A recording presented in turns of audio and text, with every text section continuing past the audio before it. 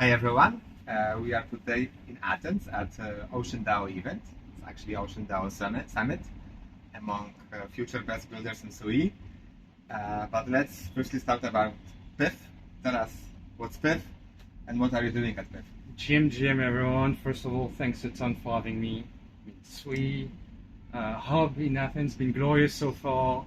And yeah, so my name is Marc, I work for the Peace Data Association. And the TLDR on Pyth is, we call Pyth the universal price slave. It's not an Oracle anymore, not an Oracle network, it's not infra, it's all about the data. And TLDR, like what's the product, like price feed. So most of the Pyth kind of usage and users or developers that need price information. What's the price of X asset, whether it's a crypto, it's a stock, it's a currency, it's a commodity. Pyth is specialized in providing low latency, highly accurate price feed to builders. But most of our users, like Pyth started 4 years ago, most of our usage in terms of quantity and in terms of teams that use Pyth are mostly DeFi teams. A lot of them on SUI and most of the best on SUI. But if you're a traditional Web2 builder, you can also consume the Pyth price feeds completely for free of charge. And more generally, what's different about Pyth versus, let's say, the Oracle or the financial data provider, it's a bit how it was structured, how the network is structured. I'll use the same analogy as I give to my parents.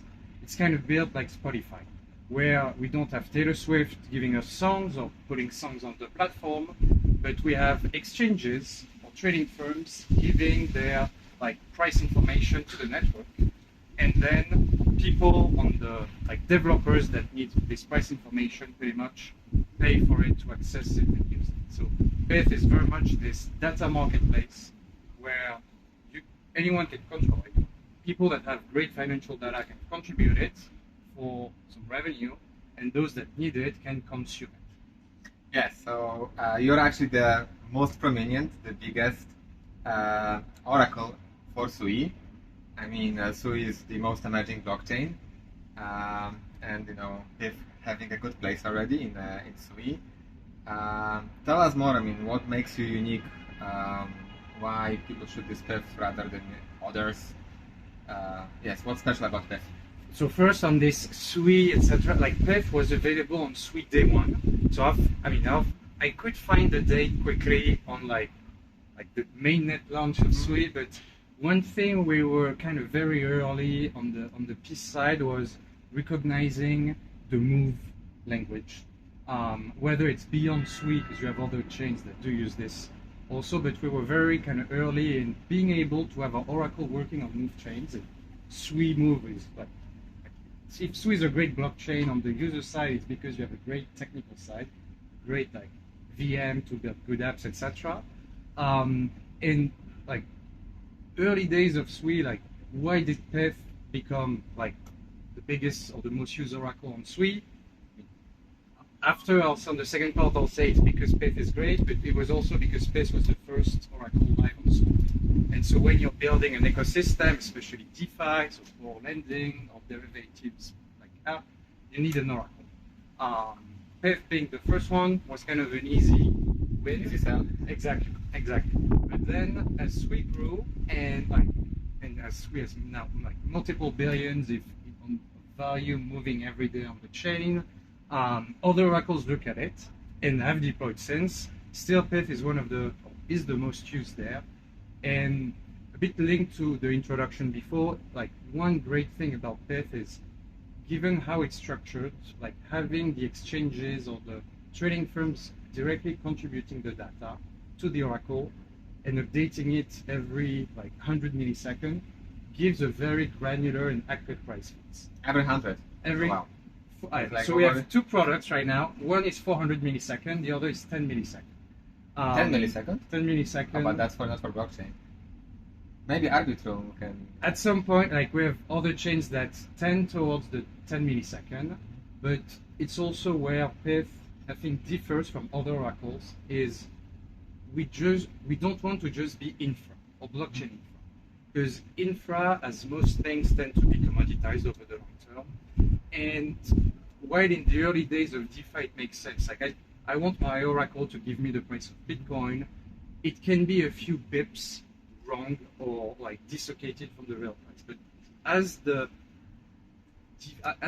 financial world expands on chain, like it will mimic a bit TradFi, and every single bit difference will matter in like price accuracy. That's right. And so yes, we are moving more and more to high-performance trading, more and more to sophisticated mechanisms that are already existing in traditional world, and the smart capital will sooner or later require it.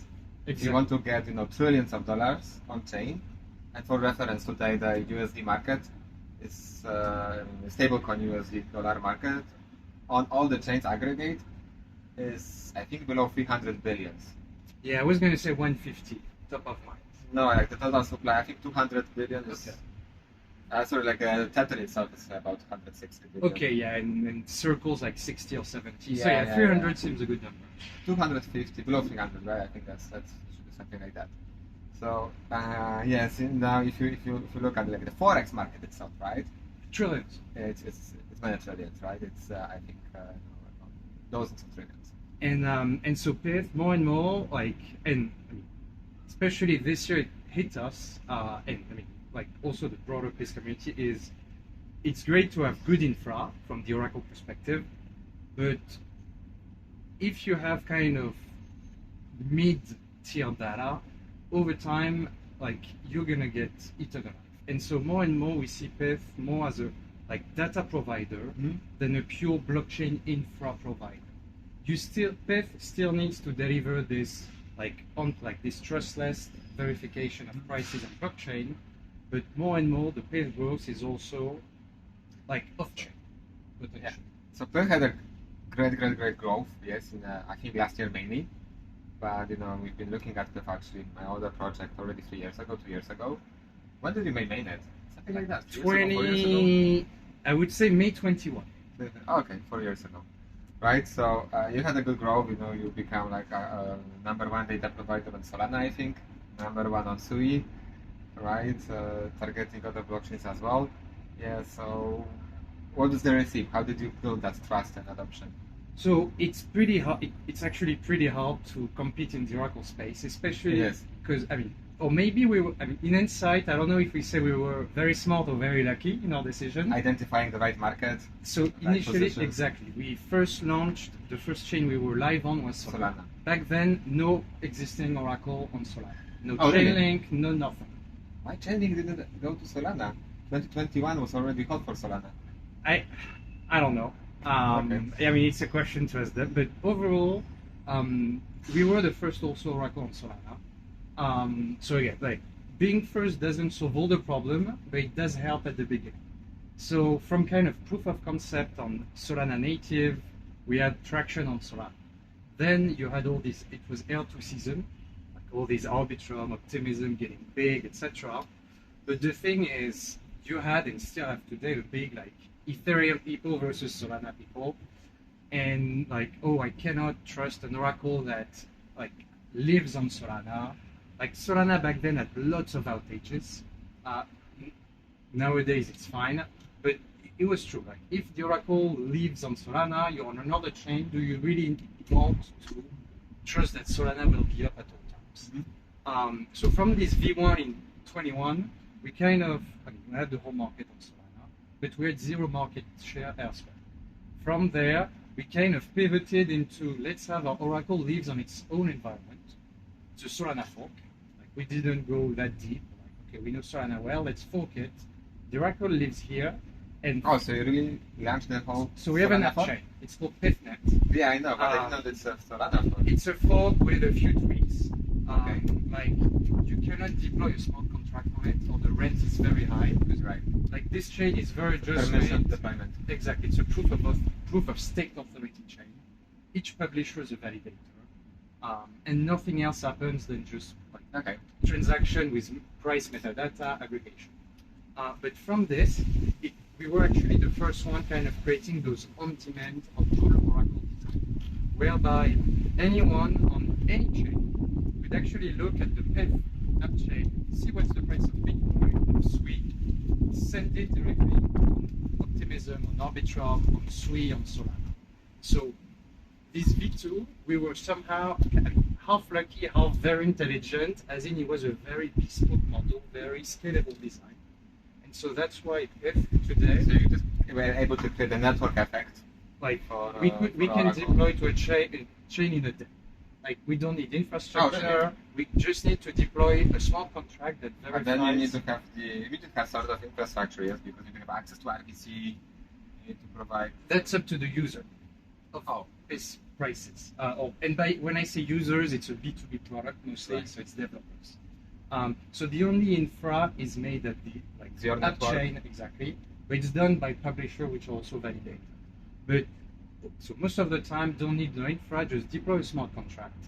And also where we had great success and growth was 2 years ago. So I think we deployed on like 50 or 60 chains in a single year, and the same price feed catalog is available on It's all like the chains. one chain every three per week, yeah, yes. And obviously we could More. we could even do more. Right.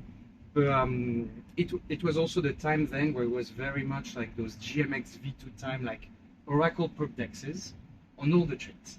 And the other benefit of Pyth is on demand, so you have the whole catalog of price feeds available. Today we have 2,000 price feeds, meaning that if you're on Sui, if you're on Solana, you actually have access to all this. But back then it was the race to, okay, I'll do a perp dex and I want 500x leverage on all the shitcoins possible.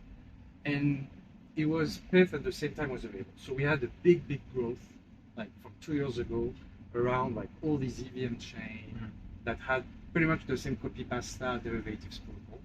But it kind of showcased the potential of Pyth usage, like, and where we focus mostly. Do you see attraction on those L2 chains today or not really? It has consolidated into, so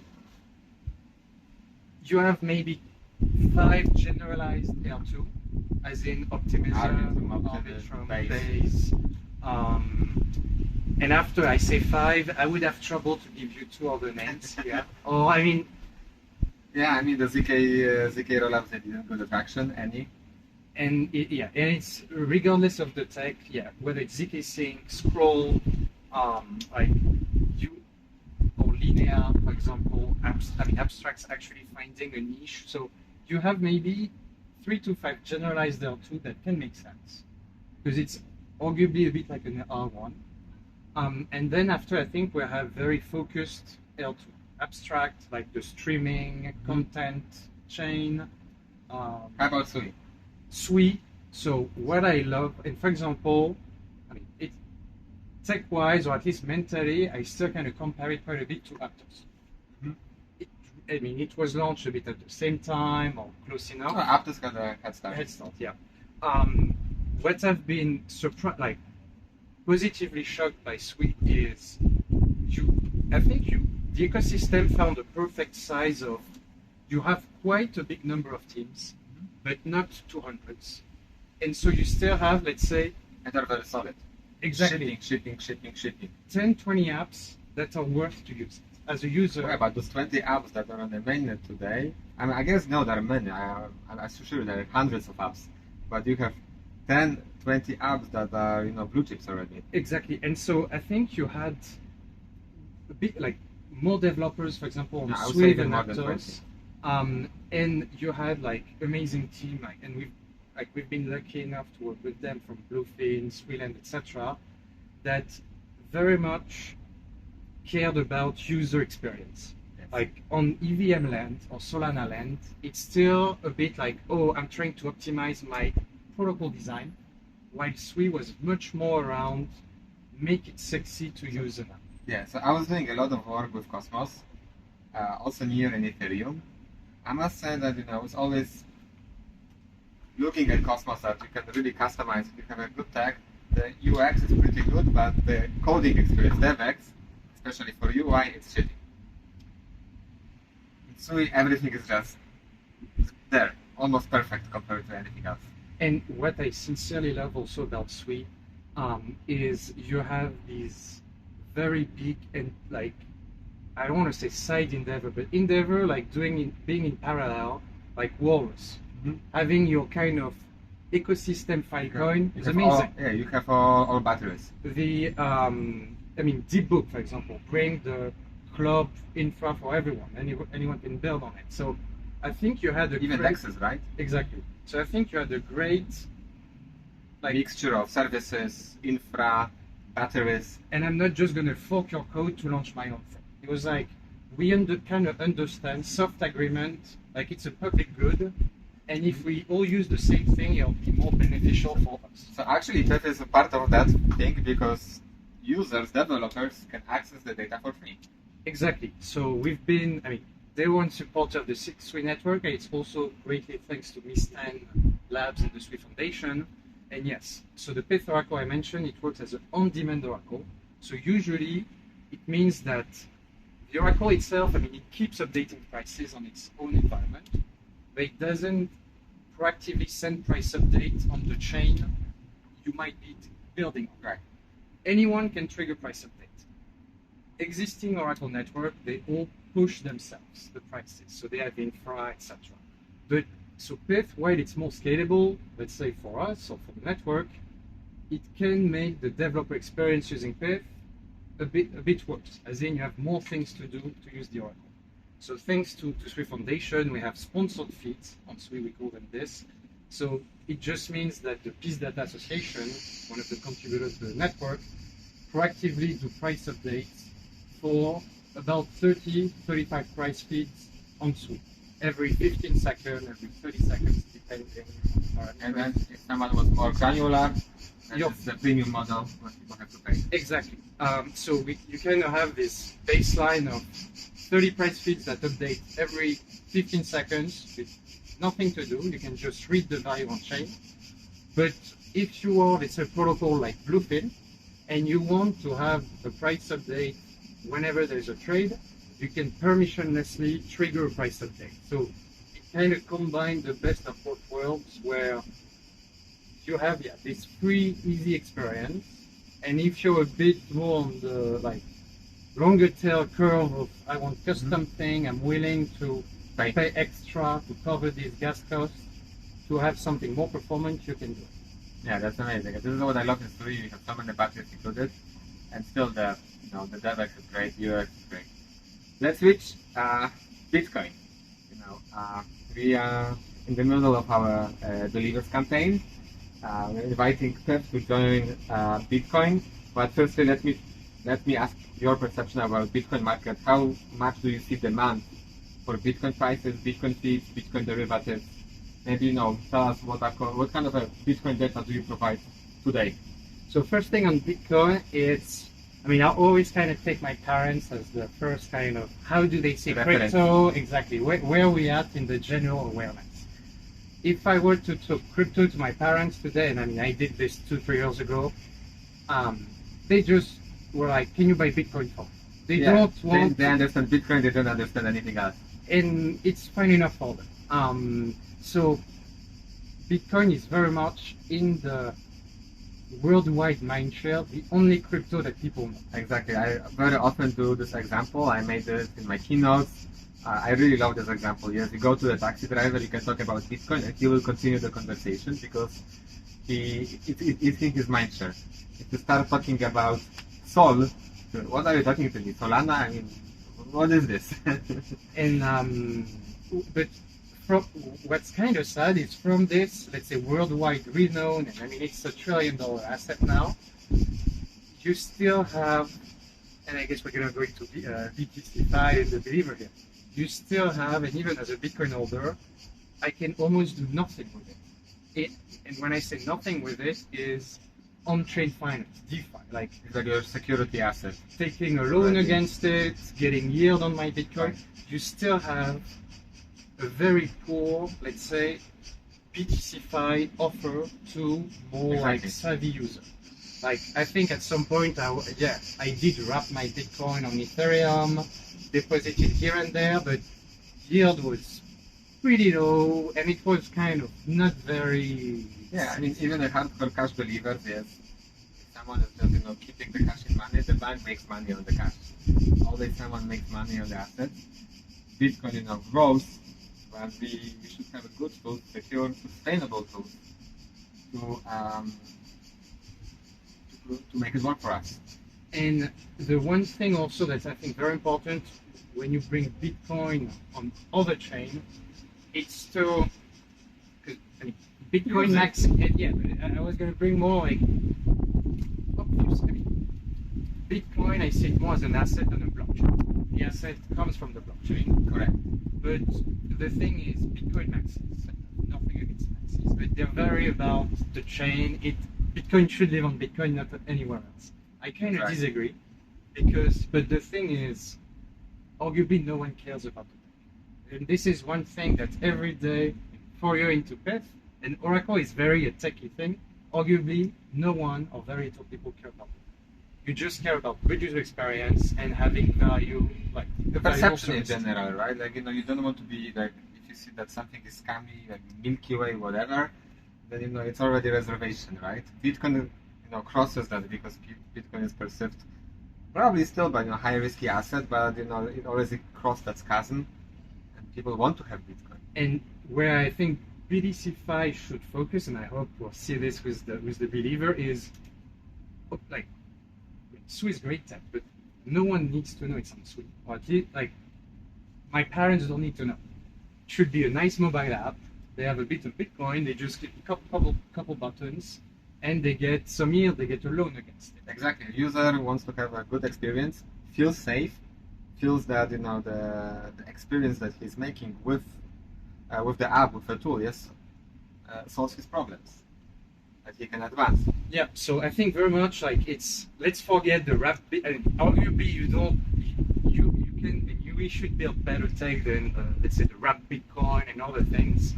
But we shouldn't. Like, you can build the best tech, but if it's bad or shitty to use, I don't like it. Yeah, users won't use it. And this is, I think, where Sui has a massive play, or massive advantage.